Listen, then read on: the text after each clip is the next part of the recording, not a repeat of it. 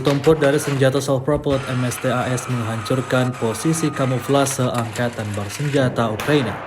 Rekamannya ramai beredar di media sosial Telegram pada Rabu 15 Maret 2023. Dalam rekaman tersebut, merekam aksi para prajurit saat mulai mengoperasikan senjata self-propelled MSTAS, meluncurkan serangan rudal tanpa jeda seperti yang terlihat dalam rekaman. Keakuratan tembakan disediakan oleh pengintai artileri dan operator pesawat tak berawak. Alhasil target yang teridentifikasi langsung terkena. Memasuki hari ke-384, Rusia melaporkan secara total 401 pesawat Ukraina, 220 helikopter, 3.418 kendaraan udara tak berawak, 412 sistem rudal anti pesawat dieliminir sejak awal operasi khusus.